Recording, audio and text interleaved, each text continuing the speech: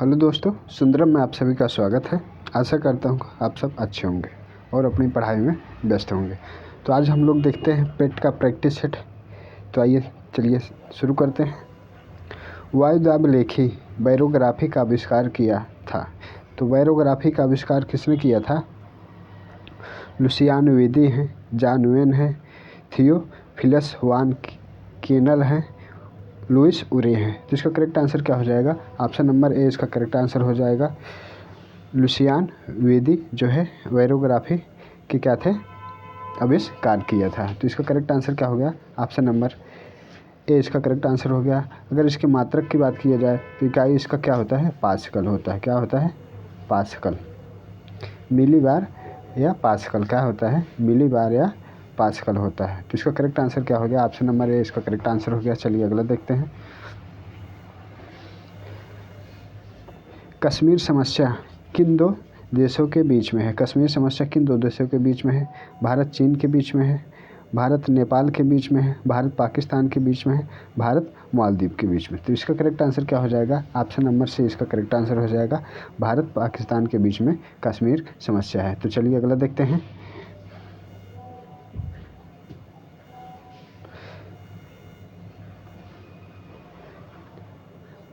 सी एनीमोन्स प्रजाति के अंतर्गत आते हैं। तो कौन से प्रजाति के अंतर्गत आते हैं? एथोपोडा के अंतर्गत आते हैं, निडेरिया के अंतर्गत आते हैं, पोरीफेरा के अंतर्गत आते हैं, मेलास्का के अंतर्गत आते हैं। तो इसका करेक्ट आंसर क्या हो जाएगा? ऑप्शन नंबर बी इसका करेक्ट आंसर हो जाएगा। किसके अंतर्गत आते हैं? निडेरिया के अंतर्गत आते हैं। तो ऑप्शन नंबर सी इसका correct answer option number B इसका करेक्ट आंसर हो जाएगा। निडेरिया के अंतर्गत आते हैं। तो चलिए अगला देखते हैं। एलिफेंटा की गुफाएं खाली स्थान में हैं। तो एलिफेंटा की गुफाएं कहाँ पर स्थित हैं? महाराष्ट्र है, उड़ीसा है, राजस्थान है, सिक्किम है। जिसका करेक्ट आंसर हो जाएगा एलिफेंटा की गुफाएं कहाँ पर स्थित हैं? ऑप्शन नंबर ए इसका करेक्ट आंसर हो जाएगा। महाराष्ट्र में स्थित है। इस गुफा में जो है शिव की मूर्ति स्थित है। क्या स्थित है? शिव की मूर्ति। यह महाराष्ट्र के धारपुर गुफा के नाम से भी जानी जाती है। कौन सी? धारपुर गुफा के नाम से भी जानी जाती है। तो इसका करेक्ट आंसर क्या हो जाएगा? एलिफेंटा की गुफा कहाँ है? महाराष्ट्र में। ऑप्शन नंबर ए इसका करेक्ट आंसर हो गया। चलिए अगला देखते हैं। निम्न में से कौन सा उत्तर भारत का एक शास्त्रीय नृत्य है? तो उत्तर भारत का शास्त्रीय नृत्य कौन है? भरतनाट्यम है, कुचिपुड़ी है, कथक है, कथकली है। तो इसका करेक्ट आंसर क्या हो जाएगा? भरतनाट्यम जो है कहाँ की है? तमिलनाडु की है।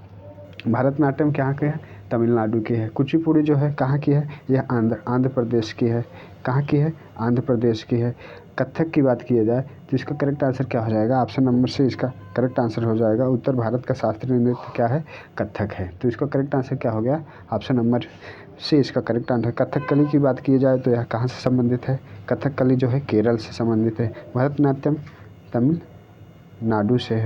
तमिलनाडु से है और कुचिपुड़ी आंध्र प्रदेश में। तो इसका करेक्ट आंसर क्या हो गया? ऑप्शन नंबर सी इसका करेक्ट आंसर हो गया। चलिए अगला देखते हैं। रैलेट एक्ट किस वर्ष पारित हुआ? रैलेट एक्ट किस वर्ष पारित हुआ? तो इसका करेक्ट आंसर क्या हो जाएगा? 1919 है, 1921 है, 1929 है, 1916 है। तो रैलेट एक्ट कब पारित हुआ था? तो ऑप्शन नंबर ए इसका करेक्ट आंसर हो जाएगा।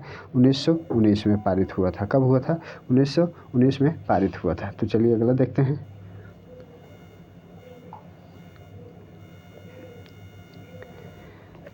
निम्न में से किस आम जलकुंभी भी कहा जाता है? तो किसे आम जलकुंभी भी कहा जाता है? तो इसका करेक्ट आंसर क्या हो जाएगा? तो इसका करेक्ट आंसर होगा ऑप्शन नंबर डी इसका करेक्ट आंसर हो जाएगा। क्या हो जाएगा? ऑप्शन नंबर डी इसका करेक्ट आंसर हो जाएगा। एकोर्निया। ऑप्शन नंबर डी इसका करेक्ट आंसर हो जाएगा। आम जलकुंभी किसे कहा जाता है? तो एकोर्निया को आम जलकुंभी भी कहा जाता है। तो चलिए अगला देखते हैं। किस ग्रह को एक बौना ग्रह कहकर भी संबोधित किया गया जाता है? तो प्लूटो को कहा जाता है, बुध को कहा जाता है, बृहस्पति को कहा जाता है, शनि को। तो बौना ग्रह किसे कहा जाता है? तो इसका करेक्ट आंसर क्या हो जाएगा? ऑप्शन नंबर ए इसका करेक्ट आंसर हो जाएगा। प्लूटो को जो है बौना ग्रह भी कहा जाता है। क्या कहा जाता है? बौना ग्रह भी कहा जाता है। किसे कहा जाता है? प्लूटो को। यह कब बाहर किया गया था? तो 2006 में यह जो है बाहर किया गया था। कब किया गया था? 2006 में। जिसका करेक्ट आंसर क्या हो गया? प्लूटो, अर्थात इसे यम भी कह सकते हैं। तो चलिए अगला देखते हैं।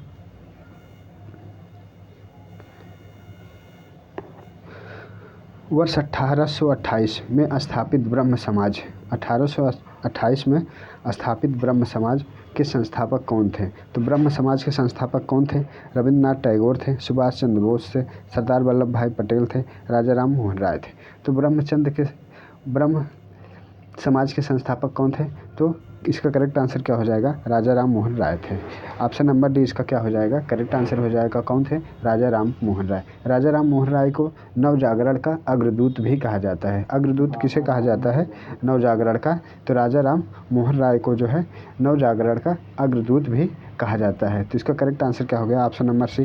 तो ब्रह्म समाज की स्थापना कब हुई थी? 1828 में हुई थी। अगर पूछा जाए आत्मीय सभा की स्थापना कब हुई थी? आत्मीय सभा की स्थापना कब हुई थी? तो 1824 में।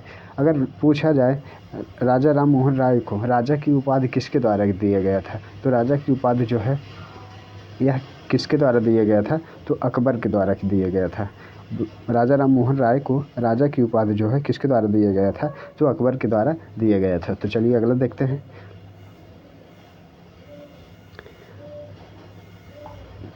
शाहजहां ने ताजमहल का निर्माण याद में करवाया था। शाहजहां ने ताजमहल का निर्माण किसके याद में करवाया था? तो इसका करेक्ट आंसर क्या हो जाएगा? तो इसका करेक्ट आंसर हो जाएगा मुमताज़ महल की याद में। ऑप्शन नंबर सी इसका करेक्ट आंसर हो जाएगा। किसके याद में? मुमताज़ महल की याद में करवाया था। किसके? इसके अगर डिज़ाइन पूछा जाए ताजमहल के डिज़ाइनर कौन थे? तो हमीद लाहौरी थे। कौन थे? हमीद लाहौरी। इसके क्या थे?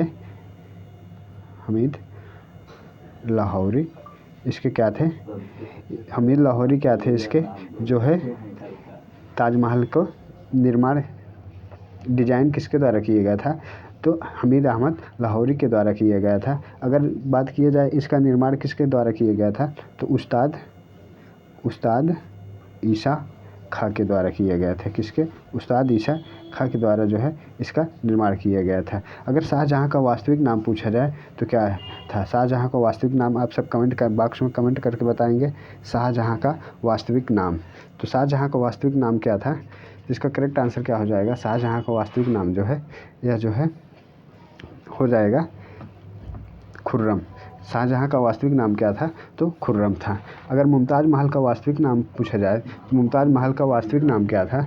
तो अंजुम बानो था। क्या था? अंजुम बानो जो था मुमताज़ महल का नाम था। तो चलिए अगला देखते हैं। प्रथम फिल्म फेयर अवार्ड में किस अभिनेता ने सर्वश्रेष्ठ अभिनेता का अवार्ड जीता था? तो इसका करेक्ट आंसर क्या हो जाएगा? देवानंद है, राजेश खन्ना है, दिलीप कुमार है, अमिताभ बच्चन है। तो प्रथम फिल्म फेयर अवार्ड में किस अभिनेता ने सर्वश्रेष्ठ अभिनेता अवार्ड जीता था? जिसका करेक्ट आंसर क्या हो जाएगा? ऑप्शन नंबर सी इसका करेक्ट आंसर हो जाएगा। कौन थे? दिलीप कुमार थे। कब थे दिलीप कुमार? यह कब हुआ था? तो 1954 में। कब जीते थे? तो 1954 में। तो इसका करेक्ट आंसर क्या हो जाए? ऑप्शन नंबर सी इसका करेक्ट आंसर हो जाए। चलिए अगला देखते हैं। कोई भी व्यक्ति भारतीय प्रधानमंत्री के रूप में अधिकतम कितनी बार सेवारत्न हो सकता है?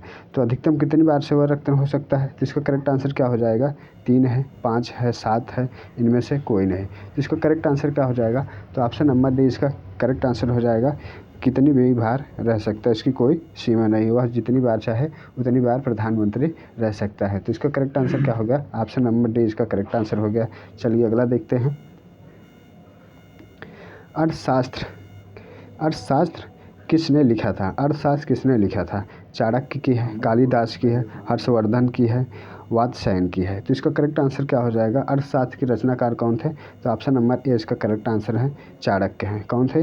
चाणक्य हैं। चाणक्य अगर पूछा जाए इन्हें और क्या कहा जाता था? चाणक्य को ही विष्णुगुप्त कहा जाता था। क्या कहा जाता था? विष्णुगुप्त।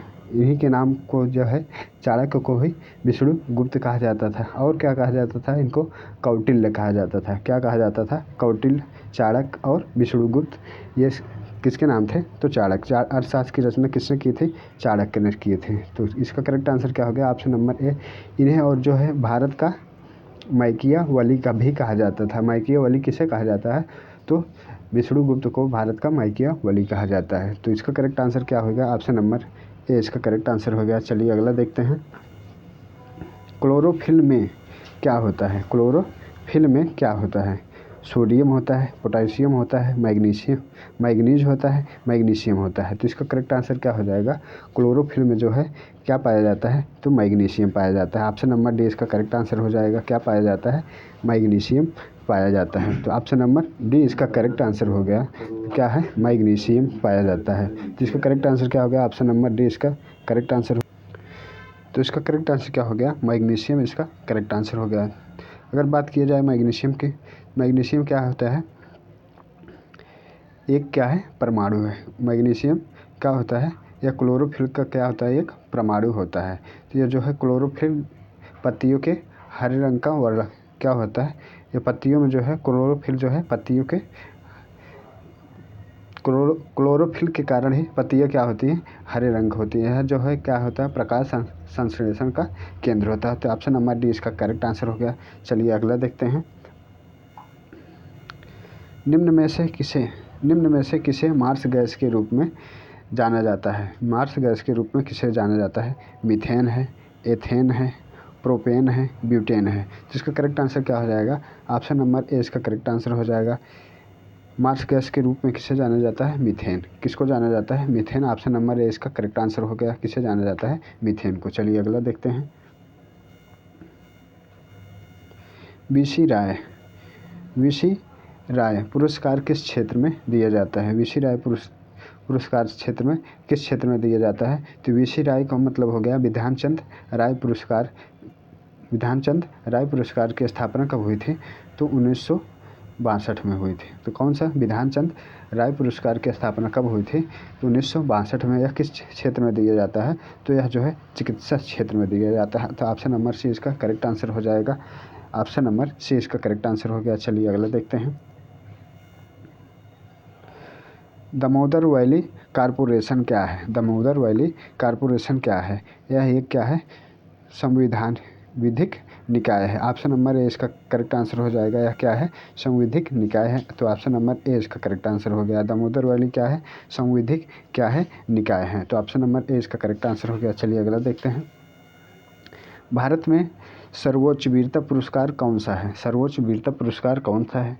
वीर चक्र है, परम विशिष्ट सेवा पदक है, कीर्ति चक्र है, परमवीर चक्र है। जिसका करेक्ट आंसर क्या हो जाएगा? तो इसका करेक्ट आंसर हो जाएगा ऑप्शन नंबर डी परम वीर चक्र है। तो ऑप्शन नंबर डी इसका करेक्ट आंसर क्या हो जाएगा? परम वीर चक्र इसका करेक्ट आंसर हो जाएगा। चलिए अगला देखते हैं।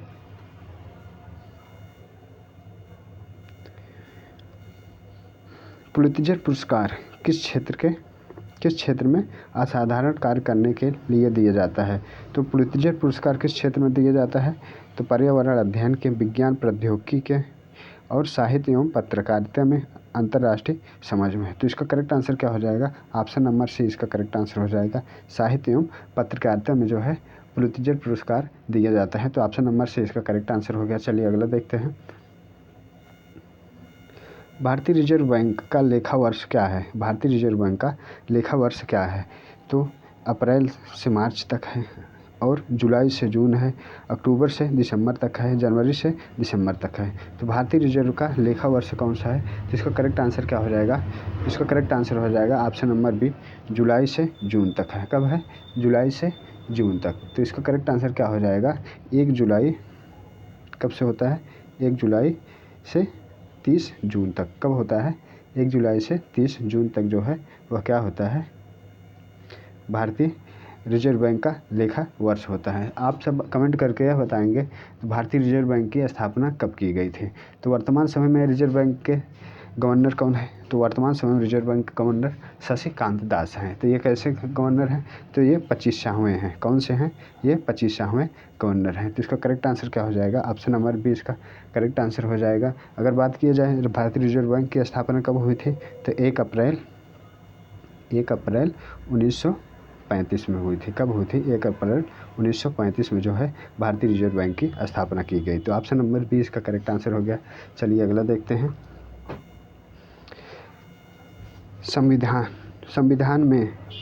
संविधान में निम्न में से किसके बारे में उपलब्ध नहीं है? तो निर्वाचन आयोग है, वित्तीय आयोग है, लोक सेवा आयोग है, योजना आयोग है। तो इसका करेक्ट आंसर क्या हो जाएगा? तो ऑप्शन नंबर डी इसका करेक्ट आंसर हो जाएगा। क्या है यह? योजना आयोग क्या है? गैर संवैधानिक निकाय है। तो क्या है यह? एक गैर संवैधानिक निकाय है। योजना आयोग कब क्या है? यह गैर संवैधानिक निकाय है। योजना आयोग की स्थापना कब हुई थी?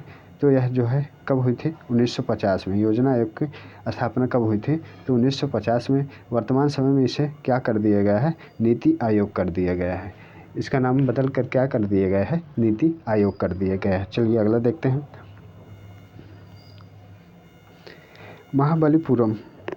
महाबलीपुरम स्थित एकाश्मीय शैल मंदिर का प्रसिद्ध नाम क्या है? तो इसका प्रसिद्ध नाम क्या है? तो इसका करेक्ट आंसर क्या हो जाएगा? तो ऑप्शन नंबर इसका करेक्ट आंसर क्या हो जाएगा? ऑप्शन नंबर ए इसका करेक्ट आंसर हो जाएगा। क्या है? रथ है। महाबलीपुरम स्थित एकाश्मक शैल मंदिर प्रसिद्ध है। किस नाम से प्रसिद्ध है? तो रथ के नाम से। यह एक ही पत्थर से मंदिरों को काट करके बनाया गया है, जिन्हें क्या कहते हैं? रथ कहते हैं। तो ऑप्शन नंबर ए इसका करेक्ट आंसर हो गया। चलिए अगला देखते हैं। लोक नृत्य राहुला का संबंध यूपी के निम्न में से किस एक क्षेत्र से है? तो राहुला का संबंध किस क्षेत्र से है? पूर्वी क्षेत्र से है, पश्चिमी क्षेत्र से है, मध्य क्षेत्र से है, बुंदेलखंड क्षेत्र से है। तो इसका करेक्ट आंसर क्या हो जाएगा? ऑप्शन नंबर डी इसका करेक्ट आंसर हो जाएगा। राहुला जो है किस क्षेत्र से संबंधित है? तो बुंदेलखंड क्षेत्र से संबंधित है। तो ऑप्शन नंबर डी इसका करेक्ट आंसर हो गया, बुंदेलखंड से संबंधित है। चलिए अगला देखते हैं। रामचंद्रिका व रसिकप्रिया के रचनाकार कौन है? रामचंद्रिका व रसिकप्रिया के रचनाकार कौन है? मतराम है, केशवदास हैं, रसखान है, सेनापति है। तो इसका करेक्ट आंसर क्या हो जाएगा? तो करेक्ट आंसर हो जाएगा ऑप्शन नंबर बी इसका करेक्ट आंसर हो जाएगा, केशवदास हैं। कौन है? केशवदास इसका करेक्ट आंसर हो जाएगा। चलिए अगला देखते हैं।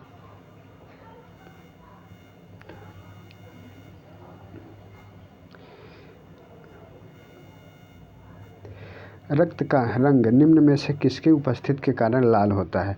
तो रक्त का रंग किसके उपस्थिति के कारण लाल होता है? जिसका करेक्ट आंसर क्या हो जाएगा? तो ऑप्शन नंबर इसका करेक्ट आंसर हो जाएगा, ऑप्शन नंबर डी इसका करेक्ट आंसर हो जाएगा। हीमोग्लोबिन के कारण जो है रक्त कैसा होता है? लाल होता है। किसके कारण होता है? तो हीमोग्लोबिन के कारण जो है रक्त लाल होता है। तो ऑप्शन नंबर डी इसका करेक्ट आंसर हो गया। चलिए अगला देखते हैं। निम्न में से किसे सफ़ेद हाथियों का देश कहा जाता है? सफ़ेद हाथियों का देश किसे कहा जाता है? थाईलैंड है, अफ्रीका है, क्यूबा है, टर्की है। तो इसका करेक्ट आंसर क्या हो जाएगा? ऑप्शन नंबर ए इसका करेक्ट आंसर हो जाएगा। थाईलैंड को जो है सफ़ेद हाथियों का देश कहा जाता है। तो ऑप्शन नंबर ए इसका करेक्ट आंसर हो जाएगा। थाईलैंड को क्या कहा जाता है? सफ़ेद हाथियों का देश कहा जाता है। तो ऑप्शन नंबर ए इसका करेक्ट आंसर हो गया। चलिए अगला देखते हैं। भारत का राष्ट्रीय वृक्ष है पीपल है, सागौन है, बरगद है, नारियल है। तो इसका करेक्ट आंसर क्या हो जाएगा? तो ऑप्शन नंबर सी इसका करेक्ट आंसर हो जाएगा। बरगद जो है क्या है? भारत का राष्ट्रीय वृक्ष है। बरगद जो है क्या है? भारत का राष्ट्रीय वृक्ष है। तो चलिए अगला देखते हैं। सीमांत गांधी किसे कहा जाता है? सीमांत गांधी किसे कहा जाता है? शेख अब्दुल्ला को कहा जाता है, मणिलाल गांधी को कहा जाता है, खान अब्दुल गफ्फार खान को कहा जाता है, गोपाल कृष्ण गोखले को कहा जाता है। तो सीमांत गांधी किसे कहा जाता है? तो ऑप्शन नंबर सी इसका करेक्ट आंसर हो जाएगा। खान अब्दुल गफ्फार खान को जो है सीमांत गांधी कहा जाता है। क्या कहा जाता है? खान अब्दुल गफ्फार को सीमांत गांधी कहा जाता है। तो ऑप्शन नंबर सी इसका करेक्ट आंसर हो गया। चलिए अगला देखते हैं।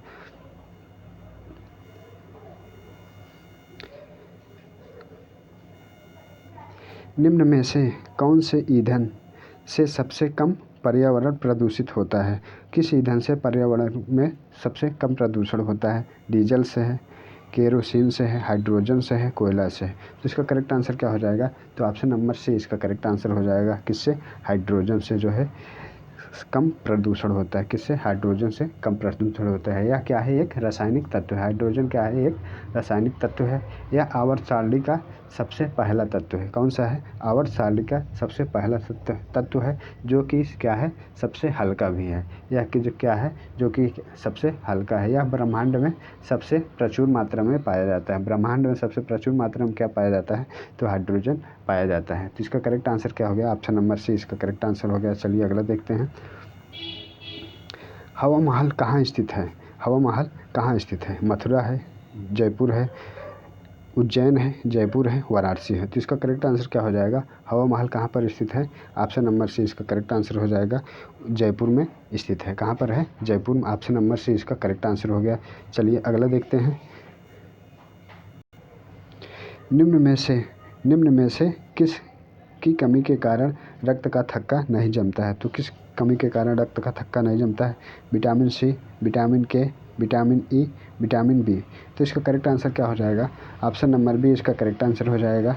विटामिन के की कमी के कारण जो है रक्त का थक्का नहीं जमता। तो ऑप्शन नंबर बी इसका करेक्ट आंसर हो जाएगा। विटामिन सी की कमी से कौन रोग होता है? तो विटामिन सी की कमी से स्कर्वी रोग होता है। अगर विटामिन ए की बात की जाए, विटामिन ए की कमी से क्या होता है? तो विटामिन ए की कमी से जो है वो रतौंधी होता है। विटामिन ए की कमी से क्या होता है? रतौंधी होता है। विटामिन ई की बात की जाए, विटामिन ई की कमी से क्या होता है? तो बांझपन होता है। विटामिन ई की कमी से क्या होता है? बांझपन। विटामिन बी की कमी से थायमीन होता है। तो इसका करेक्ट आंसर क्या हो गया? ऑप्शन नंबर बी इसका करेक्ट आंसर हो गया। विटामिन ए की कमी से रक्त का थक्का नहीं जमता है। तो चलिए अगला देखते हैं।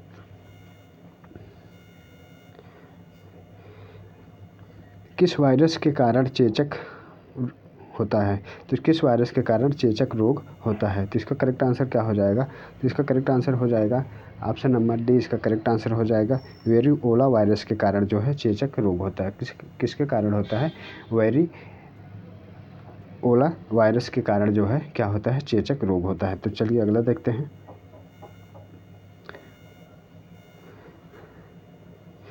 दूध को दही में बदलने में उपयोग किए जाने वाले उत्प्रेरक का नाम बताइए। पेप्सिन है।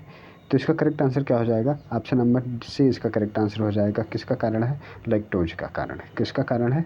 लैक्टोज का। ऑप्शन नंबर सी इसका करेक्ट आंसर है। यह दही को जो है खट्टेपन में जो है लैक्टिक एसिड में बदलता है। किस में बदलता है? लैक्टोज लैक्टिक एसिड में बदल देता है। तो इसका करेक्ट आंसर क्या हो गया? ऑप्शन नंबर सी इसका करेक्ट आंसर हो गया। चलिए अगला देखते हैं। बीबी का मकबरा किसके द्वारा बनाया गया था? तो बीबी का मकबरा किसके द्वारा बनाया गया था? हुमायूं के द्वारा बनवाया गया, आजम शाह के द्वारा बनवाया गया, बाबर के द्वारा, औरंगजेब के द्वारा। तो इसका करेक्ट आंसर क्या हो जाएगा? ऑप्शन नंबर बी इसका करेक्ट आंसर हो जाएगा। बीबी का मकबरा किसके द्वारा बनवाया गया था? तो आजम शाह के द्वारा बनवाया गया था। तो यह कहाँ पर स्थित है? तो यह महाराष्ट्र के औरंगाबाद ज़िले में स्थित है। कहाँ पर स्थित है बीबी का मकबरा? महाराष्ट्र के औरंगाबाद में है। महाराष्ट्र के औरंगाबाद में स्थित है। बीबी का मकबरा जो है औरंगजेब का पुत्र था। कौन था? अहमद शाह जो है औरंगजेब का पुत्र था। किसका? औरंगजेब का पुत्र था। इन्होंने जो है अपनी माता के, कौन थी इनकी माता? दिलरस बानो बेगम। इनकी माता कौन थी? दिलरस बानो बेगम थी। इन्हीं की जो है याद में ये बनवाए थे आजम शाह जो है बीबी का मकबरा। तो इसको कब बनवाए थे? तो 1678 ईस्वी में बनवाया गया था। कब बनवाया गया था? 1678 ईस्वी में। इसे जो है ताजमहल का फूहड़ नकल भी कहा जाता है। इसे जो है क्या कहा जाता है? बीबी का मकबरा को ताजमहल का फूहड़ नकल भी कहा जाता है। तो यह कहाँ पर स्थित है? महाराष्ट्र के औरंगाबाद ज़िले में स्थित है। तो चलिए अगला देखते हैं। निम्न में से सबसे छोटा महाद्वीप कौन सा है? सबसे छोटा महाद्वीप कौन सा है? तो इसका करेक्ट आंसर क्या हो जाएगा? ऑस्ट्रेलिया महाद्वीप सबसे छोटा है। तो ऑप्शन नंबर सी इसका करेक्ट आंसर हो गया। कौन सा? ऑस्ट्रेलिया महाद्वीप सबसे छोटा है। अगर सबसे बड़े की बात की जाए तो एशिया महाद्वीप क्या है? सबसे बड़ा है। तो एशिया महाद्वीप सबसे बड़ा और सबसे छोटा क्या है? ऑस्ट्रेलिया महाद्वीप सबसे छोटा है। तो इसका करेक्ट आंसर क्या हो गया? ऑप्शन नंबर सी इसका करेक्ट आंसर हो गया। चलिए अगला देखते हैं। भारत के किस राज्य में सर्वाधिक वन है? भारत के किस राज्य में सर्वाधिक वन है? उत्तराखंड में है, मध्य प्रदेश में है, केरल में है, उत्तर प्रदेश में है। तो इसका करेक्ट आंसर क्या हो जाएगा? ऑप्शन नंबर बी इसका करेक्ट आंसर हो जाएगा। भारत के मध्य प्रदेश राज्य में जो है सर्वाधिक वन है। कहाँ पर? मध्य प्रदेश में सर्वाधिक वन है। तो चलिए अगला देखते हैं। उत्तरी गोलार्ध का सबसे लंबा दिन, उत्तरी गोलार्ध का सबसे लंबा दिन कौन सा होता है? 21 मार्च है, 21 सितंबर है, 21 जून है, 21 अप्रैल है। तो इसका करेक्ट आंसर क्या हो जाएगा? उत्तरी गोलार्ध का सबसे लंबा दिन कौन सा होता है? तो 21 जून। ऑप्शन नंबर सी इसका करेक्ट आंसर हो जाएगा। कौन सा होता है? 21 जून जो है सबसे लंबा दिन कौन सा होता है? 21 जून। और दक्षिणी गोलार्ध का सबसे लंबा दिन कौन होता है? तो 22 दिसंबर जो है। कब? 22 दिसंबर। दक्षिणी गोलार्ध का सबसे लंबा दिन कौन होता है? 22 दिसंबर जो है दक्षिणी गोलार्ध का सबसे लंबा दिन होता है। दक्षिणी गोलार्ध का सबसे लंबा दिन 22 दिसंबर के, उत्तरी गोलार्ध का सबसे लंबा दिन 21 जून को है। अगर बात किया जाए दिन और रात कब बराबर होते हैं, तो दिन और रात कब बराबर होते हैं? 21 मार्च एवं 23 सितंबर। 21 मार्च एवं 23 सितंबर को जो है दिन और रात बराबर होते हैं। दिन और रात कब बराबर होती हैं? तो 21 मार्च और 23 सितंबर को दिन और रात बराबर होते हैं। तो इसका करेक्ट आंसर क्या हो गया? ऑप्शन नंबर सी इसका करेक्ट आंसर हो गया। चलिए अगला देखते हैं। प्रथम विश्व युद्ध की शुरुआत किस वर्ष हुई थी? तो प्रथम विश्व युद्ध की शुरुआत किस वर्ष हुई थी? तो 1904 है, 1914 है, 1924 है, 1934 है। तो इसका करेक्ट आंसर क्या हो जाएगा? ऑप्शन नंबर बी इसका करेक्ट आंसर हो जाएगा। प्रथम विश्व युद्ध की शुरुआत कब हुई थी? तो 1914 ईस्वी में शुरू हुई थी। कब तक चला था? तो कब शुरू हुआ था? 28 जुलाई 1914 को। 28 जुलाई 1914 को शुरुआत हुई थी और कब तक चला था? तो 11 नवंबर कब तक चला था? 11 नवंबर 1918 तक चला गया था। तो शुरुआत कब हुई थी? 28 जुलाई 1914 को शुरुआत हुई थी और अंत कब हुआ था? तो 11 नवंबर 1918 में जो है इसका समाप्ति हुई थी। तो इसका करेक्ट आंसर क्या हो जाएगा? ऑप्शन नंबर बी इसका करेक्ट आंसर हो गया। चलिए अगला देखते हैं। पृथ्वीराज रासो की रचना है। पृथ्वीराज रासो की रचना है। तो पृथ्वीराज रासो किसकी रचना है? तो इसका करेक्ट आंसर क्या हो जाएगा? ऑप्शन नंबर बी इसका करेक्ट आंसर हो जाएगा। चंद्र बरदाई की है। पृथ्वीराज रासो रचना किसकी है?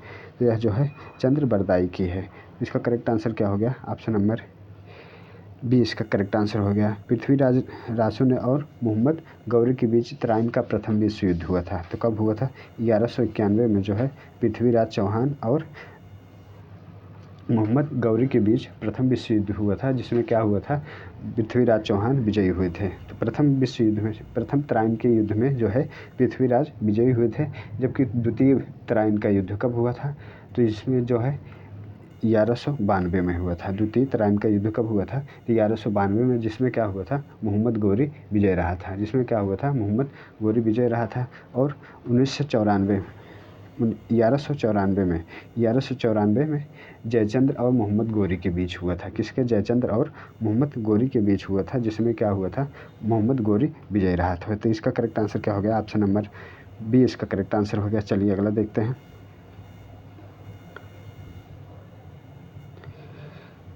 किस तत्व के परमाणु भार की तुलना निम्न में से किस तत्व के परमाणु भार से की जाती है? तो ऑक्सीजन है, हाइड्रोजन है, कार्बन है, नाइट्रोजन है। जिसका करेक्ट आंसर क्या हो जाएगा? तो ऑप्शन नंबर सी इसका करेक्ट आंसर हो जाएगा। कार्बन से किया जाता है। तो ऑप्शन नंबर सी इसका क्या हो गया? करेक्ट आंसर हो गया। चलिए अगला देखते हैं।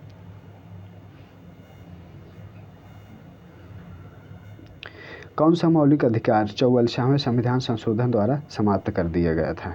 तो कौन सा मौलिक अधिकार जो है 44वें संविधान संशोधन के द्वारा समाप्त कर दिया गया था? तो इसका करेक्ट आंसर क्या हो जाएगा? संपत्ति का अधिकार। ऑप्शन नंबर बी इसका करेक्ट आंसर हो जाएगा। संपत्ति का अधिकार 44वें संविधान संशोधन द्वारा अर्थात 19(1) F के अनुसार जो है अनुच्छेद 31 को, किसको? अनुच्छेद 31 को समाप्त कर दिया गया था। किसको? अनुच्छेद 31 को समाप्त कर दिया गया था। अर्थात संपत्ति को अधिकार को हटा करके 300 किस में रखा गया? 300A में जो है कानूनी अधिकार बना दिया गया था। कौन सा अधिकार बना दिया गया था?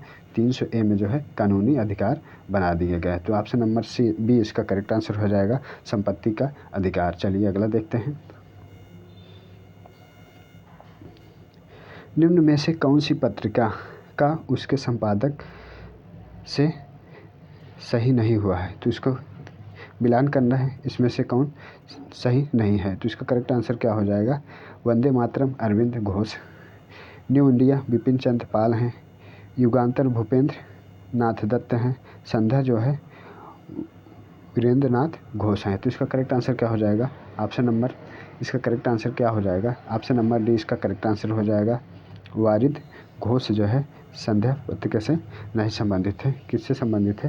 बल्कि ये इससे कौन से? बीवी उपाध्याय संबंधित थे। संध्या किसकी है? बीवी उपाध्याय की है। तो ऑप्शन नंबर डी इसका करेक्ट आंसर हो जाएगा। चलिए अगला देखते हैं। भारत और बांग्लादेश के बीच शांति और मैत्री संधि पर हस्ताक्षर कब हुए थे?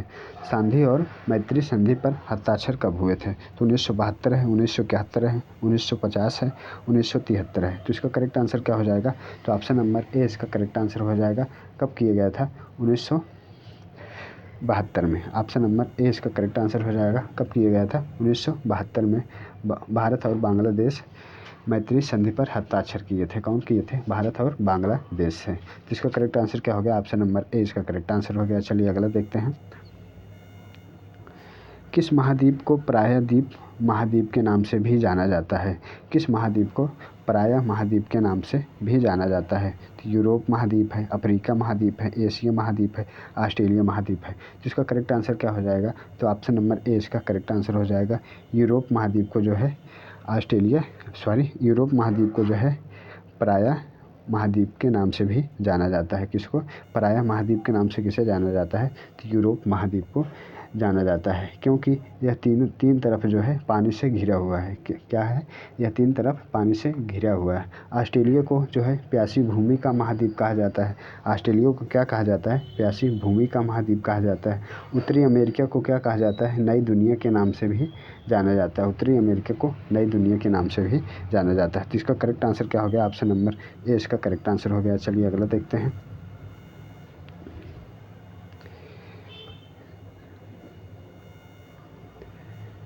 जब सोडियम बाइकार्बोनेट को अत्यधिक गर्म किया जाता है, जब सोडियम बाइकार्बोनेट को अत्यधिक गर्म किया जाता है तो क्या उत्पादन बनता है? जिसका करेक्ट आंसर क्या हो जाएगा? तो ऑप्शन नंबर ए इसका करेक्ट आंसर हो जाएगा। क्या बनता है? तो एक्सटर्नल हाई ड्राइव। तो इसका ए ऑप्शन करेक्ट आंसर हो जाएगा। क्या बनता है? ऑप्शन नंबर ए इसका करेक्ट आंसर हो गया। चलिए अगला देखते हैं।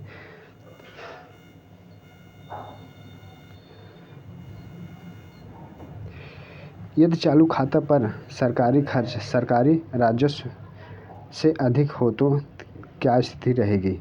तो घाटा बजट होगा, शून्य आधारित बजट होगा, निष्पादन आधारित बजट होगा, अधिशेष बजट होगा। तो इसका करेक्ट आंसर क्या हो जाएगा? तो इसका करेक्ट आंसर हो जाएगा ऑप्शन नंबर इसका कौन सही हो जाएगा? ऑप्शन नंबर ए इसका करेक्ट आंसर हो जाएगा, घाटा बजट। ऑप्शन नंबर ए क्या हो जाएगा? इसका करेक्ट आंसर हो जाएगा। चलिए अगला देखते हैं। निम्न में से किसे विश्व बैंक भी कहा जाता है? विश्व बैंक किसे कहा जाता है? अंतर्राष्ट्रीय मुद्रा कोष को, अंतर्राष्ट्रीय पुनर्निर्माण एवं विकास बैंक को, विश्व व्यापार संगठन को, अंतर्राष्ट्रीय विकास संघ को। तो इसका करेक्ट आंसर क्या हो जाएगा? तो ऑप्शन नंबर बी इसका करेक्ट आंसर हो जाएगा। अंतर्राष्ट्रीय पुनर्निर्माण एवं विकास बैंक को जो है विश्व बैंक भी कहा जाता है। तो ऑप्शन नंबर बी इसका करेक्ट आंसर हो गया। चलिए अगला देखते हैं। उत्तर प्रदेश की प्रथम महिला मुख्यमंत्री कौन है? उत्तर प्रदेश की प्रथम महिला मुख्यमंत्री कौन है? एनी बेसेंट है, मायावती है, विजय लक्ष्मी पंडित हैं, सुचेता कृपलानी है। तो इसका करेक्ट आंसर क्या हो जाएगा? ऑप्शन नंबर डी इसका करेक्ट आंसर हो जाएगा। सुचेता कृपलानी क्या है? उत्तर प्रदेश की प्रथम महिला मुख्यमंत्री हैं। इनका कार्यकाल कब से था? 1963 से और 1967 तक था। कब था? 1963 से 1967 तक था। तो ऑप्शन नंबर डी इसका करेक्ट आंसर हो गया। चलिए अगला देखते हैं। निम्नलिखित को सुमेलित करना है। निम्न को सुमेलित करना है। उस्ताद विलायत खां और फिदा हुसैन नरगिस थे, सितारा देवी हैं, जतिन भट्ट हैं। जिसका करेक्ट आंसर क्या हो जाएगा? अगर बात किया जाए तो जतिन भट्ट क्या थे? सरोद। ऑप्शन नंबर ए इसका जाएंगे, किस में जाएंगे? एक में जाएंगे। जतिन भट्ट किससे संबंधित थे? यह सरोद वादक थे। अगर सितारा देवी की बात की जाए तो यह किससे संबंधित थे? कत्थक से संबंधित थे। सितारा देवी कत्थक से संबंधित थे। फिदा हुसैन किससे संबंधित थे? तो फिदा हुसैन जो है हिंदी रंगमंच से संबंधित थे। तो ये तीनों जाएंगे किसमें? हिंदी रंगमंच से। बचा आप विलायत खां किससे संबंधित हो जाएंगे? सितार वादक थे। तो इसका करेक्ट आंसर क्या हो जाएगा? एक में 4 है। एक में 4 कहाँ पर है? ए में 4 ऑप्शन नंबर बी इसका करेक्ट आंसर हो जाएगा। सॉरी, 1 में 4 है और डी में भी 4 है। तो चलिए देखते हैं, 1 में 4 हो जाएगा। और सितारा देवी किससे संबंधित थी? सितारा देवी कथक से थी। और जतिन भट्ट किससे थे? सरोद वादक थे। और ये हिंदी रंगमंच से थे। और विलायत खां किससे? हिंदी से। तो 1 का 4 2 में है, इसमें और इसमें है। और बी का 3 किस में है? तो ऑप्शन नंबर डी इसका करेक्ट आंसर हो जाएगा। 4 3 1 2।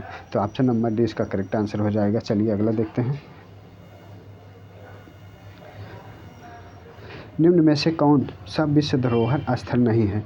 तो विश्व धरोहर स्थल नहीं है तो आगरा का किला है, फतेहपुर सीकरी है, ताजमहल है, अकबर का मकबरा है। तो ऑप्शन नंबर इसका कौन सा सही हो जाएगा? ऑप्शन नंबर डी इसका यूनेस्को में शामिल कौन नहीं है? अकबर का मकबरा जो है यूनेस्को में शामिल नहीं है। तो ऑप्शन नंबर डी इसका करेक्ट आंसर हो जाएगा।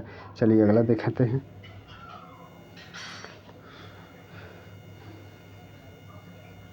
माटा तिला परियोजना है तो किस नदी पर है माटा तिला परियोजना? तो ऑप्शन नंबर किस पर सही हो जाएगा? बेतवा नदी पर स्थित है। माटा तिला परियोजना किस पर स्थित है?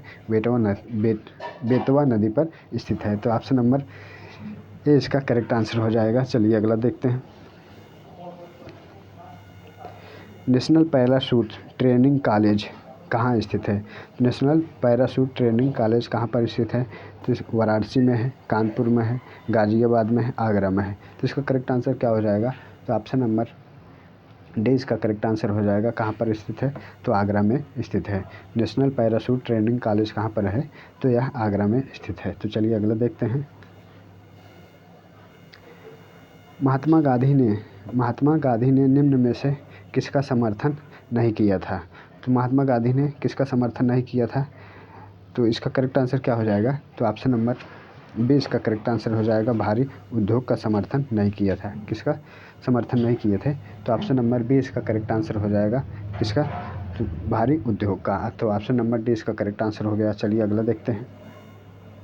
राज्यपाल का कार्यकाल कितने वर्ष होता है? तो राज्यपाल का कार्यकाल कितने वर्ष का होता है? तो इसका करेक्ट आंसर क्या हो जाएगा? तो राज्यपाल का कार्यकाल जो है कितना वर्ष होता है? तो इसका करेक्ट आंसर हो जाएगा ऑप्शन नंबर बी इसका करेक्ट आंसर हो जाएगा। 5 वर्ष होता है। तो कौन सा होता है? 5 वर्ष। अगला देखते हैं। निम्न में से किसका संबंध गदर पार्टी से नहीं था? तो निम्न में से किसका संबंध गदर पार्टी से नहीं था? लाला हरदयाल हैं, बाबा गुरदत्त सिंह हैं, मोहम्मद बरकतुल्ला हैं, सोहन सिंह। तो इसका करेक्ट आंसर क्या हो जाएगा? तो किसका संबंध गदर पार्टी से नहीं था? तो ऑप्शन नंबर इसका कौन सही हो जाएगा? तो ऑप्शन नंबर बी इसका करेक्ट आंसर हो जाएगा। कौन थे? बाबा गुरदत्त सिंह जो थे यह गदर पार्टी से संबंधित नहीं थे। तो चलिए अगला देखते हैं। हृदय की धड़कन को उत्तेजित करने वाला हार्मोन्स है। हृदय की धड़कन को उत्तेजित करने वाला हार्मोन्स कौन सा है? तो इसका करेक्ट आंसर क्या हो जाएगा? तो इसका करेक्ट आंसर हो जाएगा ऑप्शन नंबर ए इसका करेक्ट आंसर हो जाएगा। क्या है? थायरॉक्सिन जो है इसका करेक्ट आंसर हो जाएगा। हृदय की धड़कन को उत्तेजित करने वाला हार्मोन्स कौन सा है? थायरॉक्सिन जो है इसका करेक्ट आंसर हो जाएगा। चलिए अगला देखते हैं। आसपास के वातावरण में पशुओं और पौधे के संबंध के अध्ययन को क्या कहते हैं? जिसका करेक्ट आंसर क्या होगा? तो पारिस्थितिकी विज्ञान कहते हैं, नृत्य जाति विज्ञान कहते हैं, वंशावली विज्ञान कहते हैं, प्रतिभा शास्त्र विज्ञान कहते हैं। तो इसका करेक्ट आंसर क्या हो जाएगा? तो ऑप्शन नंबर ए इसका करेक्ट आंसर हो जाएगा। पारिस्थितिकी विज्ञान कहते हैं। तो ऑप्शन नंबर ए इसका करेक्ट आंसर हो गया। अगला देखते हैं। कोणार्क मंदिर का निर्माता किसे माना जाता है? कोणार्क मंदिर का निर्माता किसे माना जाता है? तो नरसिंह देव प्रथम है, महेंद्र वर्मन है, खारवेल हैं, पुलकेशिन प्रथम है। इसका करेक्ट आंसर क्या हो जाएगा? नरसिंह देव प्रथम के द्वारा जो है कोणार्क सूर्य मंदिर का निर्माण किया गया था। कोणार्क सूर्य मंदिर कहाँ पर है? तो यह उड़ीसा में स्थित है। कहाँ पर स्थित है? उड़ीसा में स्थित है। कहाँ पर? उड़ीसा में स्थित है। तो यह लगभग कब बना था? 1250 ईस्वी के बीच में बना था। लगभग कब बना था? 1250। गंग वंश के किस वंश से संबंधित थे ये? तो गंग वंश से संबंधित थे। किससे संबंधित थे? गंग वंश से संबंधित थे। तो इसका करेक्ट आंसर क्या हो जाएगा? तो ऑप्शन नंबर ए इसका करेक्ट आंसर हो गया। तो आज के लिए बस इतना ही। आशा करते हैं यह वीडियो आप सब पसंद आया होगा। बहुत बहुत धन्यवाद।